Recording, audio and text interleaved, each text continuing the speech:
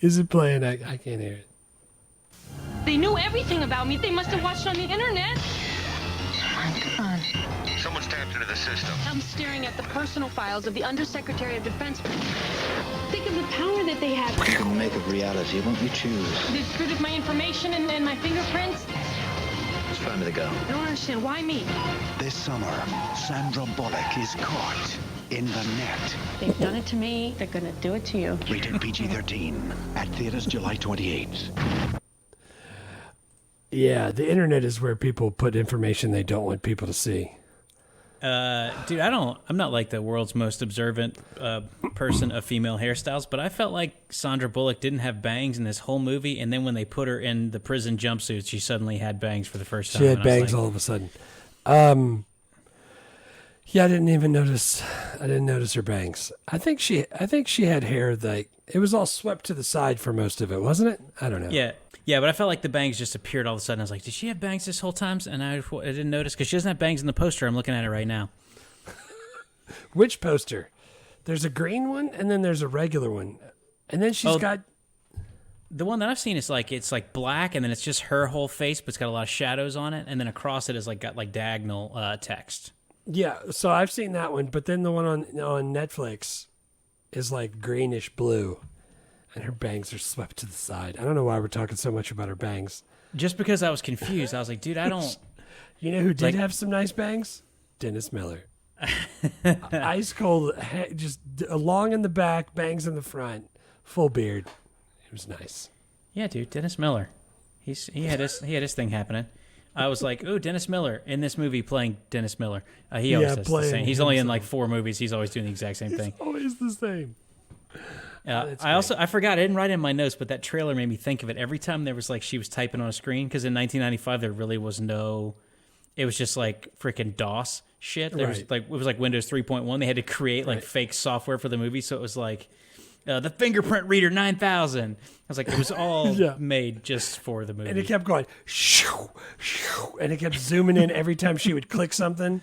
Every time they show words during the trailer, there'd be a gunshot. Like, because I remember I remember distinctly in the beginning when she was like ordering pizza, and I was like, ah, man, I want to do that. When this movie came out, I was like, you can't do that. I want that, but you can't.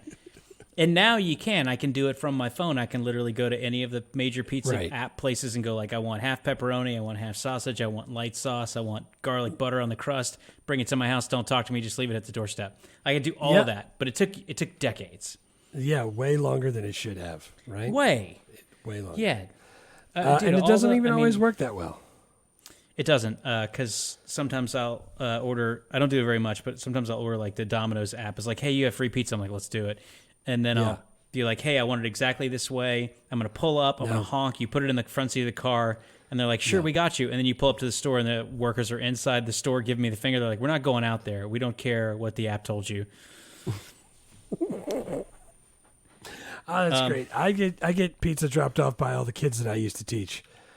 So they're like, oh, snap, Mr. Horn, what's up? I don't have anything extra to give you. I'm sorry. I'm like, that's okay. Nobody delivers pizza to my house, which is... that's crazy. It's fine. We have like 5 really good pizza restaurants in my neighborhood, none of which are Domino's or Pizza Hut or Little Caesars or whatever. So I can't really complain because it's very easy to get pizza. But sometimes I want someone to bring it to me. I'm like, this is bullshit. I got to walk 2 blocks. Can somebody put it in my mouth and move my jaw, please? I need something. They're almost in the afternoon, too. What are we waking up so early for? Movie Life Crisis Season 5, Episode 7, The Net, 1995. Classic. Oh, man. Classic is right. It was really easy to pick my 3 favorite actors from this movie because there's only 3 people in this movie. Yeah, I was going to say, I started picking stuff and I was like, wait a second. Yeah, it's a lot of the same. But so I read like people complain about podcasts. It's like, I hate when they just talk in the beginning. I want to just get right into the movie. And I sometimes hate that too. But I got to ask you, because I've been meaning to ask you since the last time we recorded. I was listening to Nas, The Message. Yeah. And I was just like, I got to ask Jeff about this because you know more about like hip hop, like the history. Yeah. I was like, all right, spun around and shot one, heard shots and dropped son, caught a hot one. Somebody take this biscuit before the cops come. It's very clear to me that biscuit means gun, but I don't remember any other rapper ever talking about a gun as a biscuit. Did I miss that? I don't think biscuit is gun. It's definitely gun. He's talking all about shooting somebody and getting shot, and he wants somebody to take the biscuit before the cops come. And I was like, first of all, I'm not giving anyone my biscuit, but I think he means something different. I think it's what a if it's a metaphor. Popeyes biscuit? You still, because those are so dry now. I think biscuit is drugs. But like, oh wait, really? Yeah. Oh, I was thinking it was the gun because he was talking about the whole thing was a shootout. I think this, dude. I don't know. Maybe, dude. Maybe it is a freaking. I thought I remembered it from one. I was gonna say that song's in Belly, wasn't it in Belly? And I'm thinking they're shooting people. It might be gun. I have no idea. I always Maybe thought it he's was gun, but now you got me rethinking. Maybe it was a physical biscuit. He's like, the cops are coming. Someone else eat my biscuit. Somebody, I have a 6-piece and a biscuit. Please take it. Well, dude, I'm trying to read about it, and I see that in Eminem, Guilty Conscience, Dre says drop the biscuit. Then remember in the skit in the middle of that song where they're holding up the right. They're holding up the store. Thank you. And then Eminem, thank you, and he shoots him. Yeah. So Dre says drop the biscuit. All right, we don't have the answer to that, but I wanted to go back in time because that's all about I the right can time think for of this. is Taste the Biscuit, that stupid video that one kid sent me, and now it's in the YouTube playlist when I play videos. It's really bad. Don't look up Taste the Biscuit, but it could be gun. Dude, I don't know. I'm pretty sure it is gun. I just don't know. I don't know why. Somebody but I got take this biscuit before it's for the cops come, right? Is that? Yeah. Caught a hot one. Somebody take this biscuit for but that whole verse is about like, I peeped the front and I was in the street, sunk in a Jeep, beats bumping. You're like, it's like the whole thing is like he's shooting somebody shoots him. Somebody quick, take this biscuit before the cops come. It's probably gun. It's probably gun. But I couldn't figure out why because that wasn't like that. That one didn't catch on. I was like, maybe biscuit, that's like cowabunga. You just like two people said it for like a little bit, and now no one knows why. He wasn't. He didn't need that to rhyme anything, so I don't know why. You know what I'm saying? Biscuit wasn't the end of the line. No, it wasn't. All right. Maybe he already used all the gun euphemisms. Movie Life Crisis. Email us in, white people, and tell us why. That you guys probably know. Y'all are all our age. Oh yeah, my dad will listen to this one, and he'll definitely be the first one to email in. He's already clicked away. He's like, why is, I don't know why. Who is this? These stupid kids that are way past middle age. Oh, man. All right, so why do we do this movie? I just wanted to. Yeah, I haven't seen it. I liked the idea of this movie. I remember really liking this movie. I have it in my notes, and I like they keep making this movie where it's like somebody made a thing that will get behind all the encryption and give you access to all the websites, and then the government's going to come and kill you. It's like Enemy of the State does it, like Sneakers did it from the 92 season. I always like that movie. I'm always excited about it. Yeah. The Enemy of the State is the one that I put in here. I was like, oh, snap, this is just like that. Except it's, different and newer, but not that much newer. No. Still a lot of physical media. 99. Yeah. Yeah, dude. Still a lot of it's like an actual, mediums. it's a freaking box that you carry around. Yeah, that's...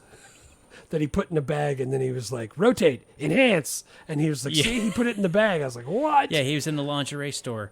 And Even they dropped in 99, it in I was like, no, he can't tell that. That's not a thing. No, that's not how that works. Yeah, I got to be honest, I'm glad we picked this because I remember liking it back in the Gap, and I'm glad I watched it again.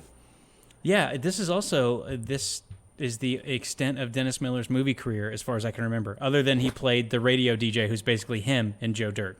Yeah, I was going to say Joe Dirt, he's just that in Joe Dirt. He's just him. I don't dislike Dennis Miller. I think he's funny. I don't know what he does now, but I think for a while I think he was a radio guy, and I think nice. I think he's like kind of like a conservative radio. I don't know if he still does that or not. Nice, but he would just like get on the radio and just funny. Yeah, I used to have when he had his like Dennis Miller show on HBO, and he's like, I don't want to get off on a rant here. There was a book just of the rants from the show, and I owned the book because I thought it was he would just string together the references, and I was like 11. I didn't get any of them, but I thought it was hilarious. I got to go and look up all the references just so I can chuckle and breathe hard out of my nose. Like he's like, Christ sakes, this guy's like, and he just would say a bunch of words I didn't know, and I was like, that's funny. I feel smart. from hearing Okay, that. well, this is the perfect segue because I wrote a Dennis Miller style synopsis for this movie. Do it in the style of Dennis Miller. I can't do a Dennis Miller impression, but I'm going to try. Okay. So there's this flick, The Net, where Sandra Bullock plays a reclusive computer whiz whose life gets Control-Alt-Deleted faster than you could say Commodore 64. She stumbles upon a conspiracy more tangled than the plot lines in a Borges novel translated into Klingon. Next thing you know, her identity's been erased, cleaner than the Nixon tapes, and she's on the run like a Kafka-esque episode of Where's Waldo. It's as if Orwell's 1984 had a love child with a Y2K panic manual, and this movie's The Baby Monitor. That was the best I could do. I mean, I don't want to get on a rant here, but...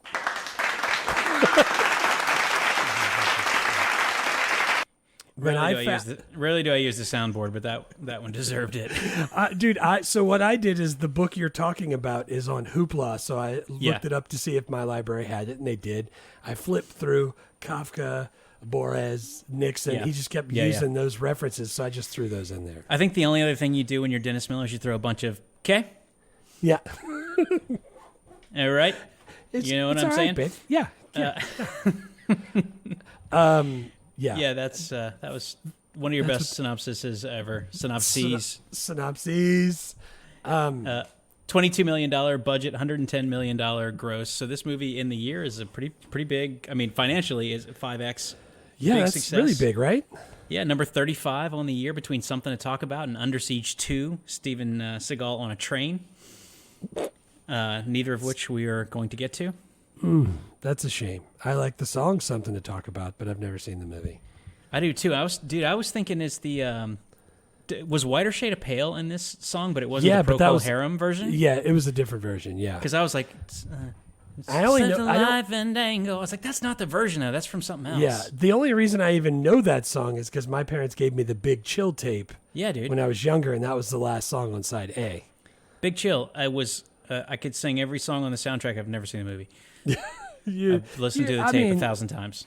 The good thing about it is you could listen to that song, and right before "And So We Will," right before that part, if you stopped it and flipped it over, it would start right at the beginning of the second song on side B, which was Smokey Robinson's song. Nice. And I don't know why I always skipped "Ain't Too Proud to Beg," which is the first song on the B side. Yeah. Once I realized I like that, I just listened to it all the way through. That's freaking... Nobody talks about tapes anymore, man. What are we doing? They definitely... everybody's gone now. Everybody's gone. No. Our people know about if you flip the tape over the exact right point, you get right to that. Because everybody knew when you got to the last song on one side, if you cut it off like at the exact right time, you could start at the beginning of the other side. Yeah. And you don't have to use that clear white tape at the beginning that doesn't make noise. That's a deep cut right there. So that goes perfectly with this movie where everything is 9 million years old and all the computer monitors weigh 200 pounds. Oh, man. That's how she could have killed that guy. Hit him with a computer monitor. Good Lord. Okay. Awards? I didn't see any awards. Maybe you saw some awards. She won Jupiter Award. That's like the the science fiction award thing. She won it for this and A Time to Kill. So she, good for her. She did really well. Old Sandy Bullock. You know what's weird too? A lot of the background, behind the scenes stuff that I watched on YouTube for this, all of the writers and directors and people working on the movie they all call her Sandy. Sandy? Yeah. One of these days, maybe we'll have her on and we can ask her what we're supposed to call her. Yes. I'm gonna also ask her, how did she keep getting cast as like a nerdy, like awkward, weird looking girl in this movie and in Miss Congeniality when like actually she's freaking red hot and charming as all can be. That's not at all. It's like, she's a computer nerd. She eats a half pizza every night with a freaking coffee mug full of M&Ms. I believe that. I eat that. And exactly, and you look like you. Exactly the same. Right. If you showed me a clip of you eating a half pizza and a mug of M&Ms, I'd be like, that makes sense. But then Sandra you don't Bullock's believe like, her? Yeah. Then she's on the beach in Mexico, like in a bikini. I was like, I don't. Right. Yeah. Sequels and spinoffs, obviously, that we talked about it before we started. The Net 2.0, big hit, straight to video. Huge hit. 2006. It was really. You guys really want to pause this episode right now and run out and watch that on Tubi, commercial free? commercial free. No, you yeah, don't. I made sure to mention that they didn't try to monetize that. It was commercial free. And Tubi is all about the commercials too. So, dude, Tubi's, they're probably having a pizza party right now because someone watched that movie on their website. Like, dude, someone watched the Net 2.0. Everyone come in the conference room. We got cupcakes. Milton. The three people who work at Tubi. Yeah. So do you remember when you saw this the first time? I saw it when it came out. I didn't see it in the theater, but I rented it from Blockbuster because I remember being upset that the stuff she was doing in the movie on her computer you couldn't actually do on a computer. You could play Wolfenstein. Wolfenstein was on there. But you couldn't order pizza on your second computer that she had set up next to her first computer. No. No. Do you know how the temperature it would have been in there? It would have just sounded like you were running a box fan constantly and then just hot. Yeah, dude. Your pizza never does get cold. You just set it there next to the computers. Set it next to the CRT monitor. Is that what it's called? CRT? Yeah. Yeah. So, same for me. Like, I remember renting this. I also own it on DVD. I do too. I found it in the stack. But I watched it on Netflix. So, yeah, it was great. It's fine. Yeah, it's dude. We pay $30 a month for Netflix. My wife has got the. She's calling up Netflix. She's like, "Are you sure there's no more expensive plan?" They're like, "No, ma'am. You already have the most expensive." And she's like, "All right, well, I was just making sure." And I still can't freaking log into it at my studio. I have to tell Netflix I'm on vacation. I'm like, we pay you fuckers as much money as it's possible to pay you. You take my wallet and give me back how much you think I should have. Yeah. Oh, man. And do you remember how much Damon Wayans says Disney World is in that joke? Because it's way more now. $32.50. $32.50? Don't be going to be real sleepy and grubby tonight. It is so much more expensive than that. Yeah, now it's like $900 a person. Oh, man. Yeah, dude. So I watched it on Netflix, too, but I'm still pissed at Netflix for making that so difficult for me.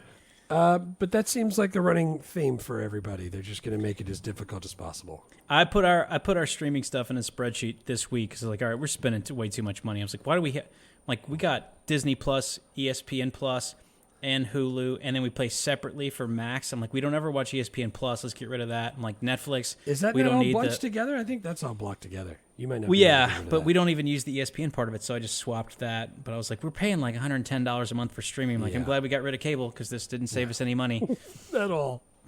But yeah, I revamped. I made some cuts. High seas, man. I'm telling you, we talked about it. I made some cuts. Yeah, I like to pay for stuff, but not if they keep ripping me off. Just tell them you're on vacation. All right, where do you rate it? I gave it a 6 out of 10. See? All right. I really liked the first half, and I was like, man, this movie's good. I'm glad we're doing this. And then I was like, oh, this is cool. I remember, and then I was like, we're probably wrapping up here any minute now. And then I looked, and I was like, no, we got 45 minutes to go. And I was like, no, we're still going. I was like, we're going to drop it down a couple pegs because I'm ready for it to be done. It seems like we've done everything we needed to. All right. So I was the same exact way the whole time I was watching it. But the problem is I watched it last week. And I put the ratings in right before we do it. Like right before I log in to connect with you, that's when I do it. And the whole time in my head, I was like, oh, she was kind of good. Like there was some tension there. There was a thriller. Like if I didn't know what would happen because I hadn't seen it already, like, you know what I'm saying? Like, I felt like it built up, and you can't give a 7. And I felt like I liked it enough to give it an 8. So I'm giving it an 8.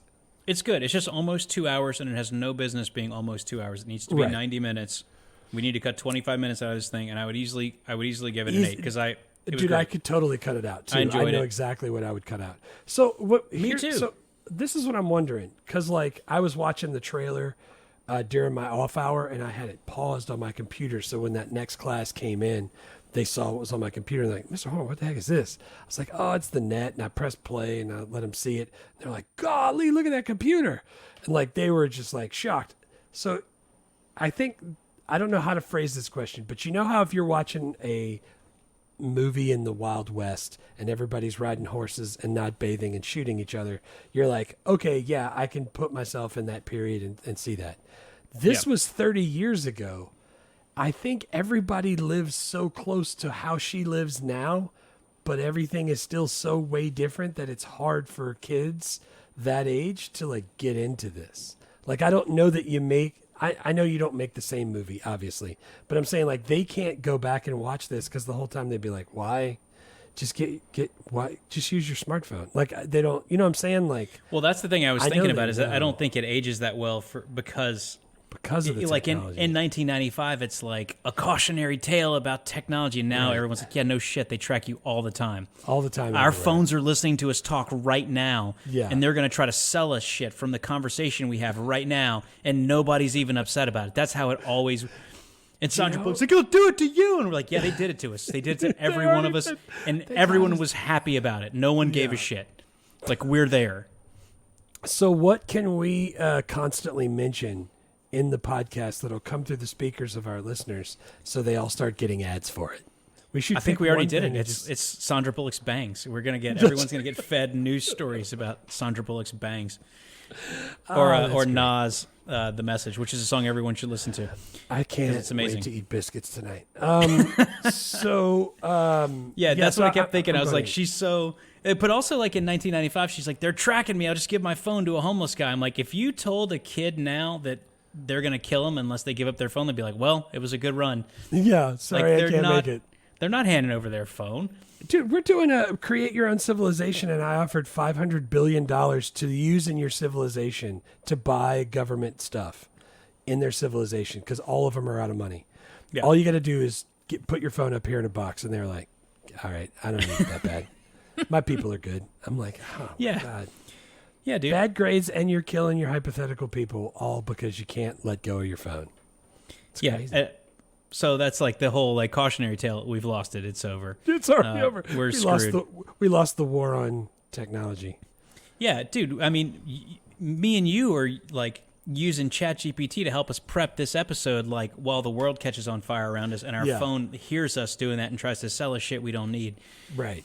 And I'm like, well, I'll take that. Maybe I want that. I'm pretty good at not buying stuff, though. I'm great.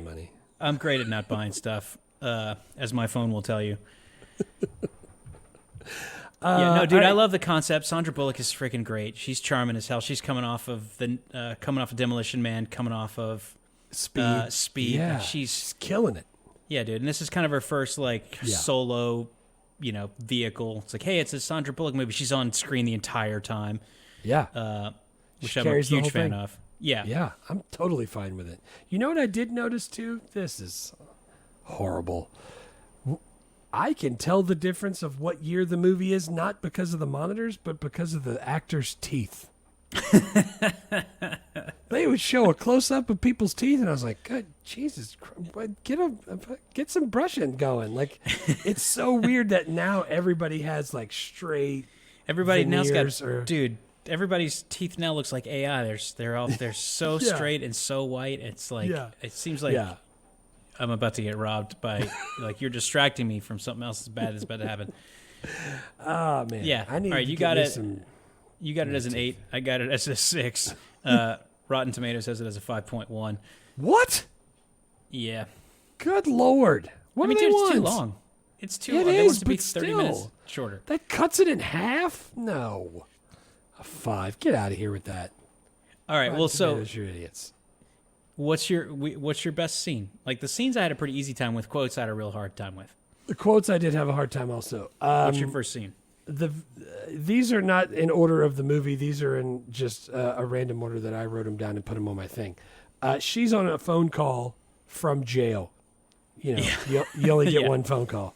The person she decides to call because she's all out of people to call is her mom, who has dementia or Alzheimer's or whatever. Yeah.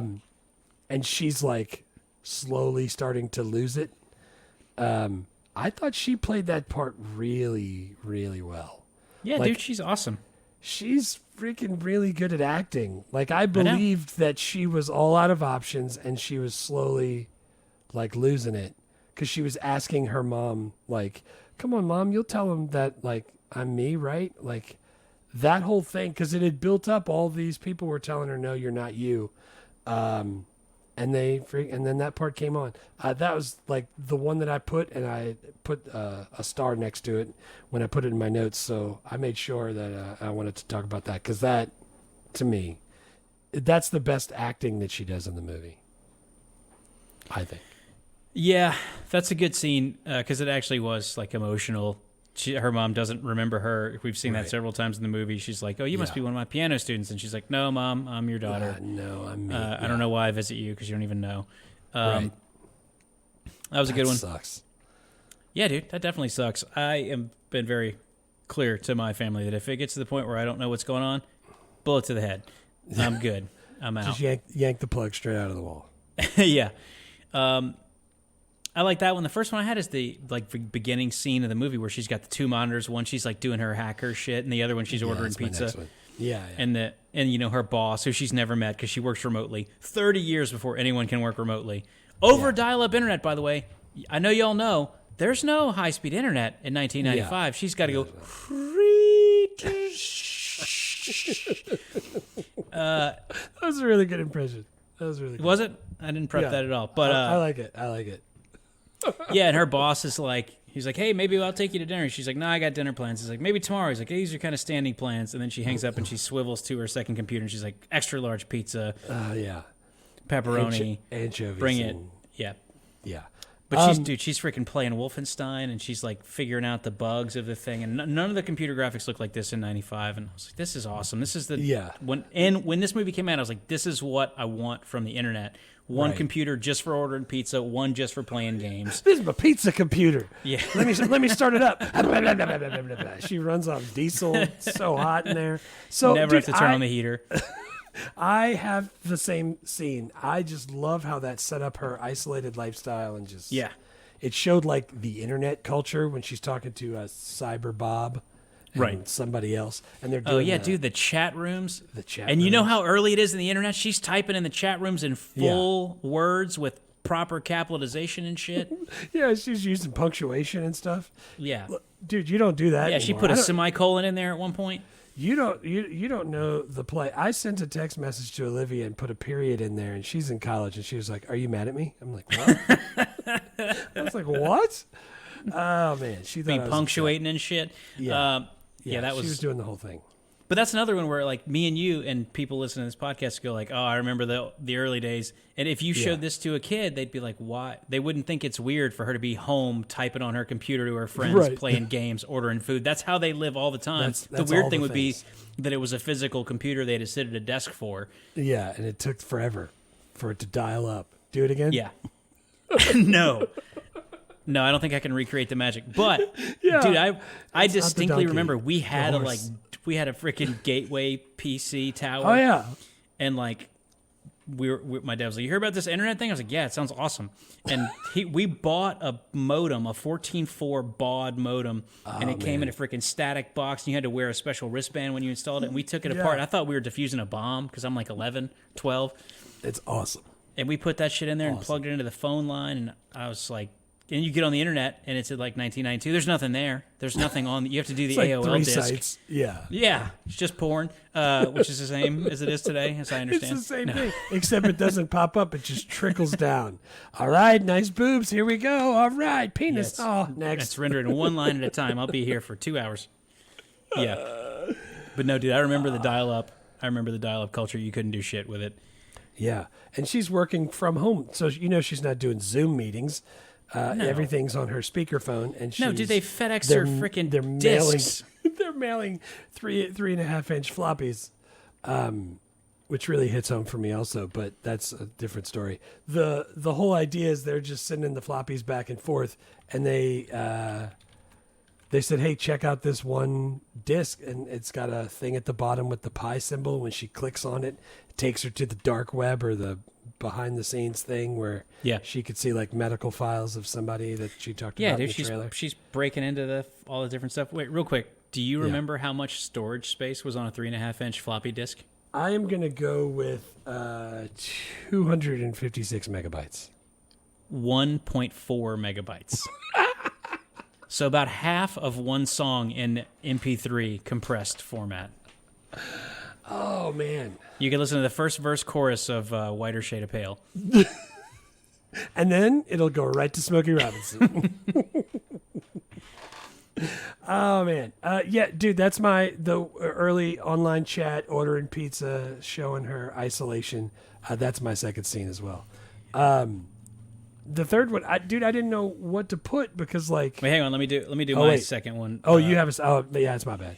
I was thinking you went first. Dude, I was trying to pick one because I wanted to capture... Because Dennis Miller's not in this much of this movie, but I always remember him as being a big part, so I wanted to capture one of the scenes with him, and I think it's maybe, like, right when he first picks her up. She's, like, freaking out. She calls him. They used to have an affair. He was her psychiatrist, and he was married, and he's just like, hey, babe, I'm not a taxi. How about a hello? And he's just like quipping, and she's clearly about to have a nervous breakdown. And he's just like, quipping the whole time. Yeah. And then he takes her to the hotel, and he's like, all right, hotel, here we go. And she's like, no, idiot, not like that. Just, they're trying to kill me. But I don't know, man. I just love that Dennis Miller came into the movie and was Dennis Miller for like 20 minutes and then died. Dude, I enjoyed it. I got to be honest, though. In real life, if I'm having a nervous breakdown and Dennis Miller is my only person to call, I think I'd probably want him to die after 20 minutes too. Like the whole time he was quipping, I was like, Jesus Christ, why didn't he just put it in reverse and get the hell out of there? What's he waiting on? But he was just being him, just doing the thing. Also, it was kind of funny. I was thinking about it because Dennis Miller's been rocking that same beard for like his whole life. And in 95, like you didn't see any beards. Now beards fucking thick on the ground. It's like nipple high in beards. But Dennis Miller was the only dude wearing a beard back in the day. That's he there was very few beards. Back on SNL he didn't have a beard, but that's the only time I remember him without it. That's the only time. I was reading through his Wikipedia page when we were prepping this. I completely forgot the Dennis Miller Monday Night Football era. Oh yeah. You know why I remember? We do characters. Yeah, I was gonna say he did the thing where one of the coaches had a headset on each ear with two microphones, and they didn't hit the button in time to mute him, and he was like, "Yeah, man, fucking Dolby," like that, and I lost it. I thought it was hysterical. Freaking Dennis Miller on Monday Night. What were they thinking? That's they need to bring. I thought he was good, back. man. I liked it. Yeah, they need to bring it back. I like it. I haven't watched since. No, he's yeah, so I had to pick a Dennis Miller scene for my second because I like him. And he freaking brings her Chinese food. He's like, I got food from that Chinese restaurant you always like. And she's like, no, I don't like Chinese food. That was your favorite. He's like, well, it's immaterial. I knew it was one of our favorites. Yeah, somebody liked it. I liked it. Yeah, whatever. So the right before that, when she starts to realize like, oh snap, I got nobody. I can't call my mom. Dad's dead, I assume. You can't call boss because the boss is the person she always talked to was dead. Like, she calls work and freaking the fake Angela answers the phone. Like, they got an imposter at work for her because no one knows who she is. And they're slowly starting to. It's like dawning on her. And she comes back home and they moved everything out and the neighbors there talking to the cops. I freaking love that part because I was like, oh, snap, what would I do? Because the neighbor, they already showed that she was nosy, like taking the trash out and like putting it in really slow and staring at her to watch her interact with the FedEx guy. But like, what do you do when everybody around you's like, no, we already have it right here in the computer? Like, again, I know that it's different now, but not really. Like, you know what I'm saying? Like, if you swiped my card and said I was somebody else, like, I can't prove that. Oh yeah, dude, we'd all. Well, I mean, you and I can prove that we're us because we have people who've known us our whole lives. Right. Like she's like a loner and has one parent who has Alzheimer's, so she has nobody. But like your wife, my wife, our parents, our siblings, people who've known us literally our entire lives. Like hundreds of people will go like, no, that's definitely Jeff. I promise. I wish it wasn't, but it is. But in her case, sure it's not like, Sandra Bullock because he eats a large pizza every night. Yeah, dude, they straight up deleted her. She came back from Mexico where her stuff had been fake stolen by the fake Rupert Everett, and and then they just changed in the computer her whole thing. Oh, that's dude, I'd be screwed if that happened in real life. But yeah, and she played it up like when she heard the cop talking on the radio, and then she like went out the window like. I was like, damn, I don't know what to do. And I can remember the movie, but I didn't remember like little tiny parts of the scenes. And the whole time I was like, how is she going to get away? Oh, right, the hobo. She gives the hobo a phone or something like that. Like, Yeah, that's dude, she freaking gives great. her phone to an unhoused person, and then you see him later walking down the street talking on the phone. I don't know who he's talking to that has his cell phone, but he's making some calls. Yeah, he's getting stuff done. You know what? Sell everything over 30% and call me back in 20 minutes and tell me what I just said. Dude, and then fake Rupert Everett, the bad guy, the assassin, he's like on his cell phone. He's like, wait, it's a mobile phone, yeah? He's like, all right, so triangulate and give me the... And he's like typing with one hand while he's driving with the other. Yeah, he's doing the thing. Yeah, dude, we need to save like a half an hour for our old tech section. I think we're catching a lot of it as we go, but so much old tech though. It's packed. There's so much. My third one was when she hitchhikes back to her home office, which she's never actually been to, and sneaks in, and then like pulls the fire alarm to get the woman who's replaced her away from her desk. She goes to her desk. She like hacks in by pressing the escape key. That's how that happens. God, that's the only way to do it. That's how I hack. Yeah, dude. She clicks on the pie sign and then does the escape key, and then she's in there and she's like putting together this. And dude, it was now I know almost nothing about technology or the internet or computers. I want to make that very clear. But it's even with what little I know, it's so clear that what's happening is nonsense. It's not. She tracks down an IP address from looking up this guy's chat username, which, by the way, the terrorist organization is known as the Praetorians, and his chat username is Praetorian. And she gets an IP address associated with that username, and then she goes to search it, and it takes like an hour to search the IP address. When meanwhile, and every single click is zoomed in on stuff. Yes. Yeah, dude, and it's like the music is all heightened, bump, bump, bump, bump, and everyone's outside going like, "There's no fire. We want to get back to work." And then she finds out that everyone go back to your desk. And he's like, "Come on, come on!" It's like click. Yeah, like. Feeds to a disc. I always like when that's in movies and it's like, hey, we broke in, we have to steal the software, and it's like it's loading, it's almost done saving, the little progress bar's taking so long, which is exactly how I feel when I'm waiting on that. All I think of is Office Space when he's waiting for the thing to save so he can log off and get away from Lumberg. Yeah. Peter, I'm gonna need you to go ahead and come in on a Saturday. Ooh, and Sunday too. It's Sunday too. All right, thanks, dude. What a freaking great movie. So this is my question. I know we know the stuff that she was doing was nonsense. And I know the stuff that she was doing isn't able to be done on computers back then. Yeah. And I know it's all editing. But doesn't it seem like everything was loading super fast? Yeah. Like that's what I'm saying. So fast because everything was graphical and nothing in '95 was actually graphical. So it was all stuff they made up. Like, hey, it's IP address tracker. It's like that's not what that looked like. It was just a screen with text. Yeah, and it loaded immediately because IP addresses are never something that's taken a long time to track down. Right. And it turns out that the real villain is like the Bill Gates character who's trying to sell this software to all the governments and the real villain. But I love the friends that we met along the way. Yeah, dude, I loved that scene. She freaking sneaks in. She pulls the fire alarm. Everyone leaves. She's trying to hack the computer. The fire people got there pretty fast, too. Yeah, that was in San Francisco, so they're probably they care about that in San Francisco. The whole city burned down at one point in time. Yeah, that's a thing. Yeah, that's another good scene. What? So when you went after quotes, I have 3, but I don't stand by any of them. Does that make sense? Yeah, dude, it was thin. It's thin pickings for the quotes. I was trying to like. So my first one is right as they get to the hotel room, and Dr. Alan Champion, who is Dennis Miller, he's like, "Man, this is bizarre. I haven't seen you in so long. What are we even doing here?" She's like, "I just figured you'd be safe." "Oh, great. I've gone from self-centered asshole to safe. Thank you very much." "No, I mean, I figured that they couldn't trace your patient records. They're confidential, right?" "Oh, my patient records. Yeah. I knew I had my subtle charms." And I was like, that is Dennis Miller right there. Like, you write that and have him deliver it, and it was perfect. I wanted more quips, but I don't think they were going to let Dennis Miller just riff, because then nobody would know what he's talking about. I feel like he riffed a lot, and he just wasn't allowed to make his references. Because one of the lines I had was from him, and I was like, I feel sure he made that up. And it was like, the more I see of men, the more I like dogs. And I was like, that just seems like something Dennis Miller that's said. Probably him. That's probably him.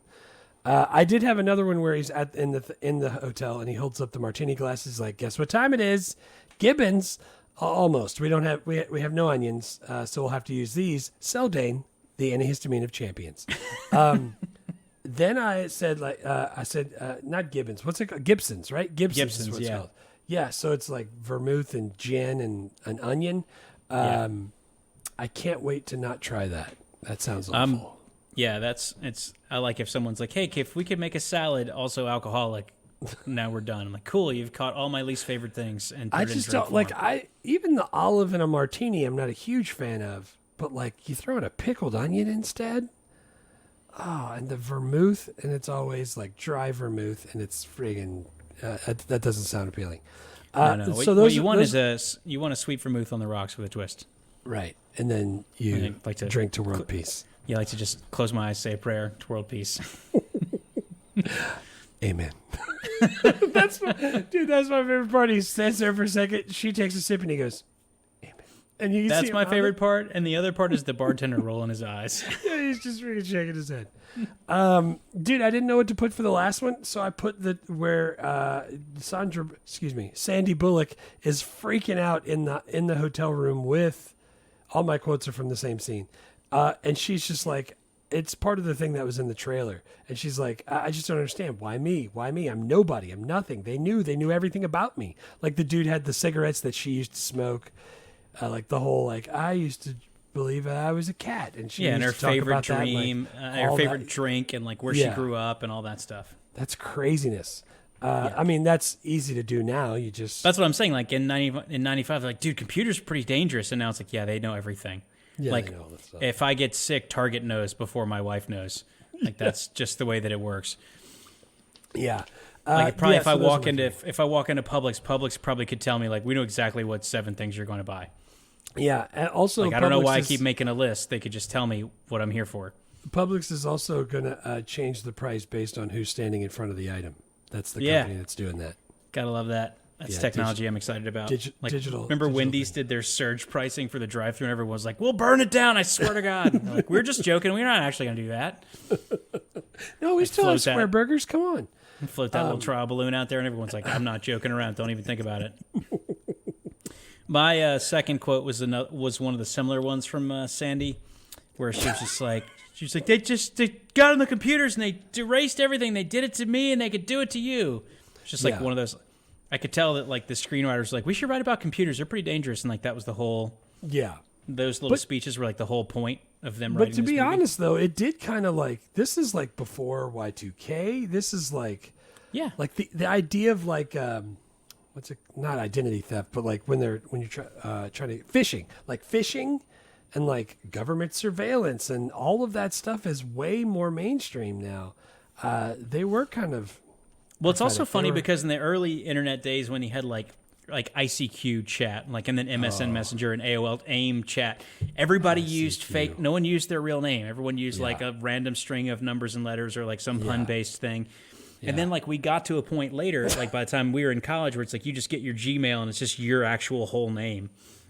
All I can think of now is Johnny's like, I don't know. They're not sending me any. I keep sending my application on my email, don'tlovehose420 at Yahoo, and they're not sending anything back. Yeah, I'm not getting any jobs.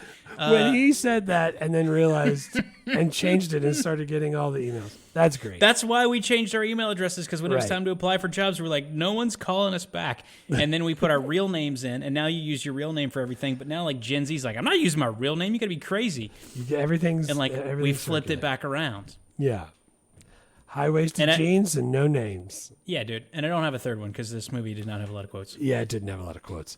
So who's your first character? It's got to be Sandy, right? Yeah, dude. Sandy. Yeah, she's the best. Friggin'. All right. Like she's 30 here. This is her like, you know, her vehicle. She's great. Speaking of her vehicle, when she was packing to leave for Mexico, did you see? Like she was cramming the stuff in the trunk. Only opened like a little tailgate. Like, does the whole hatch not open? The whole time I was like, her trunk is unbelievably tiny. And then the very next scene, she's laying on her stomach in a bikini. I was like, I take that back. Her trunk is not as tiny as I thought it was. Never mind.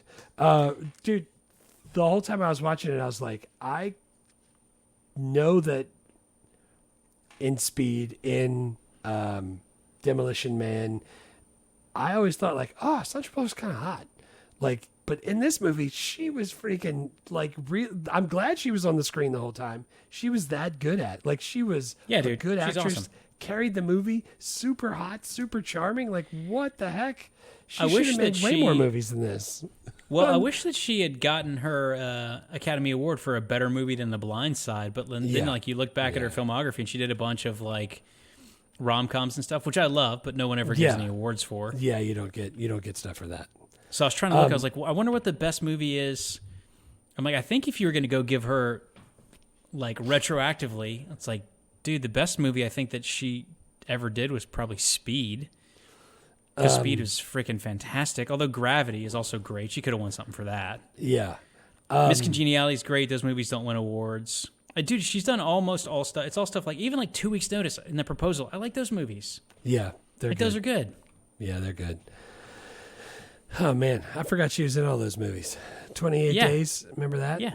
Yes, dude. It's all stuff that I want to do on the podcast. It's all stuff that I liked.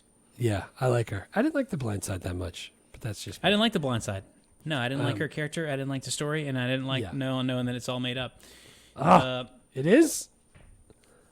I mean, that's what the Michael Oher says. He's like, that family made a bunch of money off of me, and then that and stinks. I want some of it. I didn't. I didn't like it, but that was. Yeah, I got her before first. She's great. She's 30 at this point. She's like still coming up. This is her first after Speed, after Demolition Man, and after this, she's like, that's Sandy Bullock. She's a star. She could do whatever she wants. Now we all call her Sandy. Dude, I bet if you showed our wives a picture of Sandra Bullock on the beach in Mexico, they could guess what year this movie was just from the bikini style. It's like a very mid '90s bikini, like the freaking high waisted, like super high. Yeah. Yeah. My second pick is Dennis Miller, very convincingly playing Dennis Miller in this movie. Dr. Alan Champion. It was her ex-lover and therapist and shrink. and emotional support guy in this movie, comic relief in this movie. He killed it. And they killed him. How did he die? So initially they changed his prescription to give him penicillin, which he was allergic to. Right. And then when he went into the hospital to get treated for that allergic reaction, that anaphylaxis or whatever, they changed his chart to say that he was diabetic. And then they just pumped him full of whatever. Yeah. They pumped him full of sugar. I didn't think you could kill somebody that way, but I also don't. I know enough about medicine, even less than I know about internet. I know that there's only 2 diabetes, but I'm trying to go for diabetes. Type 4. I'm trying to win diabetes. Numero trace. I got the full-blown diabetes. Dude, I'm also just going to say, I like Dennis Miller, and I'm glad that he was in this movie, but I do think that his character would have been a terrible counselor. Because he didn't take anything serious. He was not trying to validate her feelings at all. He was just quipping. I was like, this guy sucks at his job. I can already tell. How does that make you feel? Because it makes me feel like Mengelay's briefcase is open on this. I'm like, what? And he slept with his patient while he's married, which is a huge ethical problem. Yeah, of course. When you're a therapist and when you're married. Yeah, he sucks as a therapist. I feel pretty sure, and he deserves to be dead. No, not really. But I like him. I put him second, and I didn't know. So part of me wanted to pick the dog. You know how I always try to pick somebody that you're not going to pick, so we don't have the same people. And I wanted to put like the Cyber Chat friends and Cyber Bob and all those people, but I just couldn't. The only third person I could put was Jack Devlin, the fake Rupert Everett. Great value Rupert Everett. Yeah, Jeremy Northam. He's the villain. He's the only other person in this movie. Like, there's everything else was like somebody who had 2 lines. I couldn't pick. Man, I couldn't pick anybody Rupert else. Everett. I want to watch a movie with him in it. My best friend's wedding. My best friend's wedding in '97. I think will be the first one we do. Oh, great! Oh my God, race you to the altar. She's Whitney Houston's aunt. I like Rupert Everett too. I'm excited. Yeah, man, he's a good villain. He's like if Hugh Grant took a heel turn, but he's just he's just like suave and British, and his hair slicked back, and he's wearing sunglasses all the time. It's good casting. Yeah, he did a good job because in the beginning, if you don't know that he's fishing and taking all of her info, you're like, oh, this guy's all right. I like this guy. They might make a good couple, but they don't. Yeah. Do you think that the writers knew enough about fishing with a PH for information to actually put him on a fishing boat as a joke? I got to be honest. I don't know that fishing was an actual thing when this movie came out. You know what I'm saying? Like, I'm not saying like, I don't think anybody called it fishing, right? Did they? Well, I think it came around about the same time because it plays on the same pattern of phreaking, PHREAK, which is a way to fake out the phone lines. And I think fishing was derived from that, but it was sometime probably in the 90s, but I don't know exactly. I'm not saying they're like. It says phishing scams originated in the 1990s by hackers using America Online. I wonder when they first. Oh, it says the term phishing was first recorded in 1995. Huh. What year did this? And it might have been. This came out in 95 because we're in 2025. Yeah, so they, but they wrote it before this, so they are prophetic. Yeah. They made a phishing joke they didn't even know about. Nice. Yeah, dude, Jeremy Northam. So it's 1, 2, 3. They're the only 3 people that talk in this movie. It's kind of hard to pick anybody else. Yeah, that's true. Unless you want to count Ruth Marks, the other Angela Bennett. She's all right. Yeah, dude, she's fine. Who's the guy? I can never remember the guy that plays the Cabletown guy in 30 Rock that was in the beginning of the movie, the Secretary of Defense who like fake got AIDS and then killed himself. Yeah. Always love that guy. He's not even on the cast list that I'm looking at because he's in so little of the movie. Guy. Oh, that's freaking great. But writer-director Irvin Winkler directs this. Yeah, Irvin Winkler. He did Rocky, didn't he? Irvin Winkler. So he produced he's mainly known as a producer. He produced like They Shoot Horses in 1969 with Jane Fonda, which got nominated for 9 Academy Awards. He wins an Oscar as a producer for Rocky. He also is a producer for Raging Bull, Right Stuff, and Goodfellas, all of which get Best Picture nominations. But he only directed like 5 movies. This is one of them. Nice. But he produced like 60 things, and he made tons and tons of money. Oh yeah. But I don't think directing is necessarily all the his Rockies. thing. Yes. He's doing, and then the Creed movies after that. Yep. Right after Rocky V, he did The Juror. That's a spinoff of The Ruhr Juror. Yeah, dude. And he's... So as a producer, he did all kind of stuff, but as a director, he only did a couple things. Yeah. He... I liked... I like a lot of those movies. Yeah. And the writers is a writing team, John Brancato and Michael Ferris, and they wrote a handful. I mean, it's funny. You look at a filmography and you go like, these guys only wrote a couple things, and it's also like, all right, so they're not as good as some writers, but they also got 12 feature scripts produced. So really, like, that's pretty crazy. Even though none of them were huge movies, but they did like The Game in '97, Michael Douglas. If we don't do The Game, I was gonna say I remember liking. I'm gonna be so upset. And they did Terminator 3. They did the Catwoman movie that everyone hated with Halle Berry. And the other Terminator, the Salvation. They did Terminator Salvation. Nice. So, like, again, like pretty solid, like middle-class Hollywood writing career that spanned 2 decades. Like, never did anything that was huge, but did, movies from 1990 up through, like, 2017. They're working.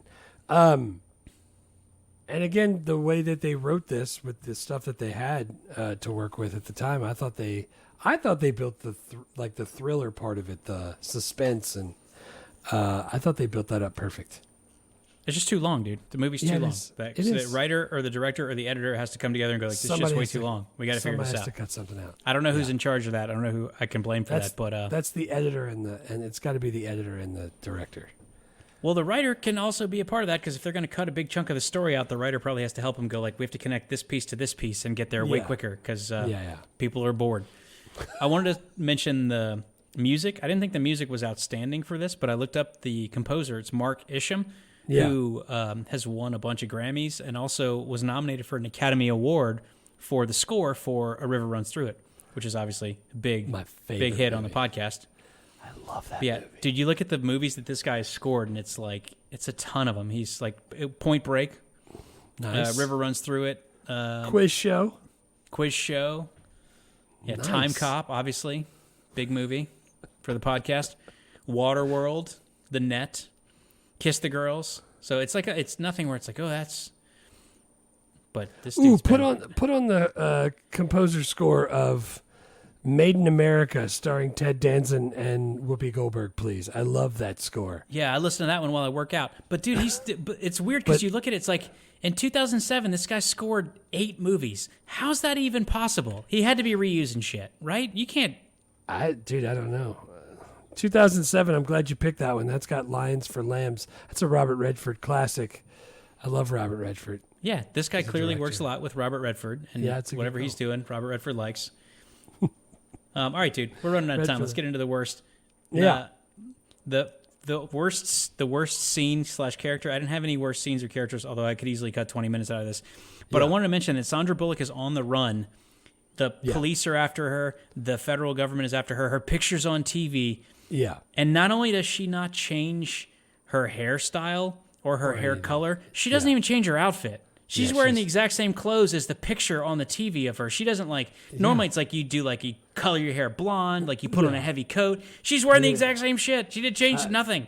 I didn't kill my wife. At least he shaved everything and changed That's all what the I'm stuff. saying, dude. That's why our fugitive's name is Dr. Richard Kimball. Go get him. So she was a terrible fugitive. She tried to run from the cops. She made it 20 feet.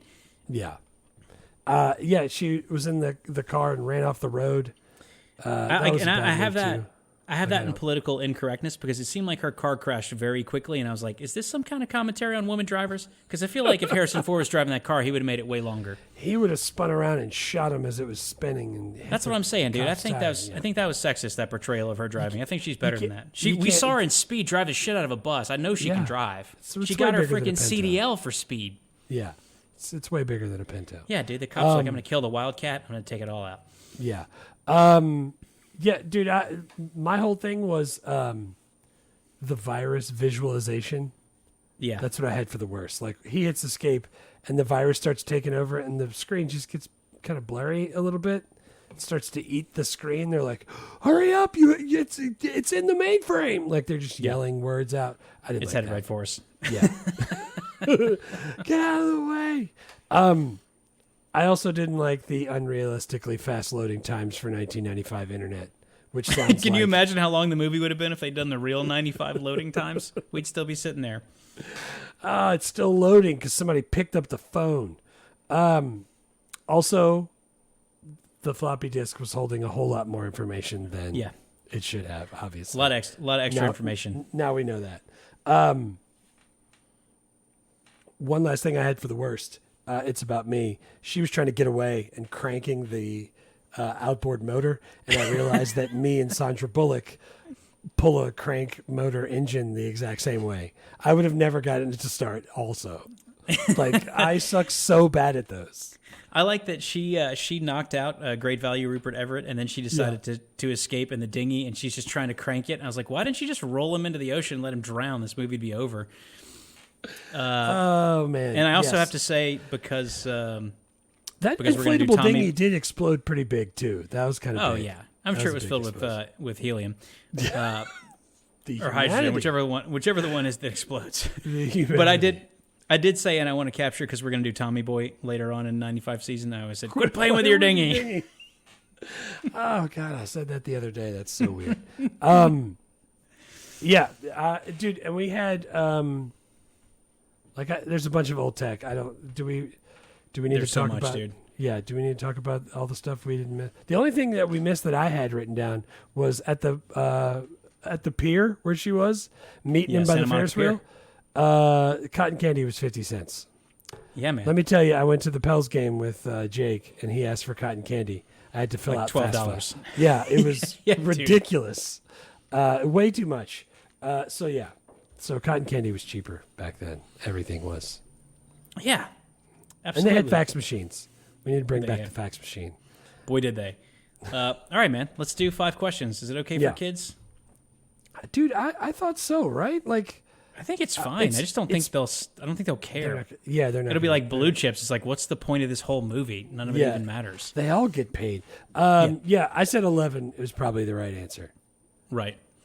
Would this movie get made if it were pitched now? I mean, in 2006? But yeah, you could make it now. You just make it better, right? Now it's Mr. Robot or whatever that show was. Yeah, You know dude, what I'm I think now you have to be scared of, like, it's basically Terminator, right? You're scared of the AI becoming sentient and taking over the Right. world. Yeah, that's Which I different actually than this. am legitimately scared of. What you should be scared of is how AI is taking over the younger people in this generation's schoolwork, and they're not learning anything.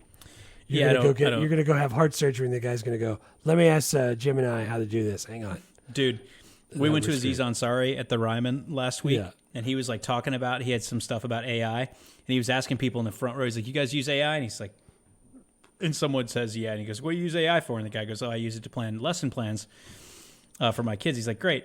He's like, and then he asks another guy, he's like, "What do you use it for?" He goes, "Oh, I do use it to help me diagnose patients." And Aziz is just like, he just steps back. He's like, "If anybody in Nashville goes to a bald-headed Indian doctor, you should know that you should probably not do that." I was like, "That dude," and I'm like 6 rows behind him. I'm like, "Did he go to med school? Well, he's typing symptoms into ChatGPT. Why the fuck am I paying him money? Why don't I just stay home and do that?" To be honest, though, don't the doctors normally do that? They go back to the room and say, "Oh my god, I don't know what the hell that was. I've never seen. That's not the tube or the circle." Yeah, dude, there is definitely stuff you can use AI for. They're using it for everything. Yeah. That's That that's is not the right move. if they're gonna make it now, it needs to be a comedy about how bad and dumb everybody's getting. yeah. They definitely Idiocracy, can. too. They should do that. Movie or TV show? I think movie. Yeah, it's. I mean, And it's what just was you're Mr. scared Robot? we're Wasn't scared of Mr. Robot technology. about something like this though? Yeah, I Like, think wasn't so. he a hacker that like so the government turned on him or something? I don't know. I like that guy. Yeah, me Rami too. Malek. Rami Malek.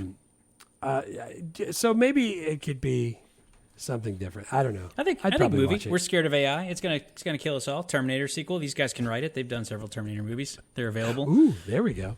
Yeah, Put man. them together. Did you do any recasting?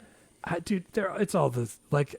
No, I didn't. I thought this was pretty easy, so I actually gave a shot. I had some extra time today, so I got for Sandra Bullock. I want someone that's it's like got the Sandra Bullock qualities, you know, like she's super cute, but also like she's a good actor, and so I went Ana de Armas.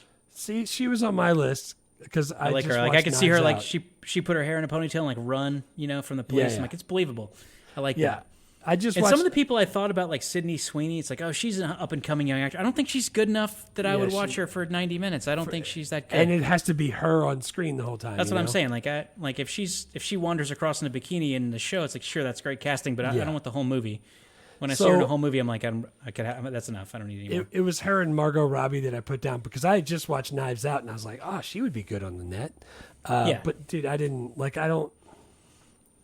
Maybe. I like know. Margot Robbie. I was trying to get somebody who was less white. Younger. Ana de Armas is Yeah. vaguely brownish. Yeah. She's Hispanic at least. Who's the British male antagonist? Do you have a British male antagonist? I don't think he's British. I got Dev Patel. Nice. I freaking love that dude. But I was, like he's Green great, Knight and was awesome. he's kind of, you could tell he's like, he could definitely be kind of like charming, but also kind of evil. Yeah. I thought about British, but I was trying to get away from white people. Although for Dennis Miller, I had to go with a sarcastic white guy, and I went with Jake Johnson. Nice. Oh, dude, he is perfect for that. Yeah, dude, he's quippy, but he's also like not leading man, like Right. handsome. So like it's perfect. He could grow a I feel beard. good about that casting. He can grow a beard. Yeah. I would Yeah. watch it. So can you watch it and enjoy it? Yeah, dude, it's worth a watch. It's on Netflix, which is huge because you don't have to do anything extra to watch it, unless you're me and you're somewhere else, and you have to tell Netflix you're on gotta vacation go so on you can watch it on vacation. Netflix. Got to go on vacation. Yeah, agreed. I thought Sandy did a great job. Knocked it out of the park. She's awesome. Good job, Sandy. Dumb Yeah, dog. man. All right. Thank you guys for listening. Next Patreon episode, we're going to do a Spaceballs. Probably have that out in the next couple weeks. You can do Spaceballs, free the Lunchbox. 7-day trial of Patreon. Baseball, the movie. Yes. that's And then next, on the main feed, we're going to do a movie I've been waiting to do for a long time, Waterworld. Waterworld. Awesome. I'm very excited about Waterworld. It's better than people think. I mean, it's not good, I hope but so. it's better than people think. And this it's is what also I'm hoping- available on Netflix. I know there's explosions and stuff. I just want to crank it up on the surround sound and watch it. So I'm going to be excited. Yeah, dude, if you go into it thinking like, I hope this is entertaining, and you watch freaking people ramping jet skis over the top of stuff, Yeah. and it's worth it. That's what I'm doing. That's how I'm going in. Yeah, freaking right. I can't wait. All right. Bye, See you guys next time. Bye, con Dios. Thanks for listening to Movie Life Crisis. Please subscribe, rate, and review. And remember, don't drive angry.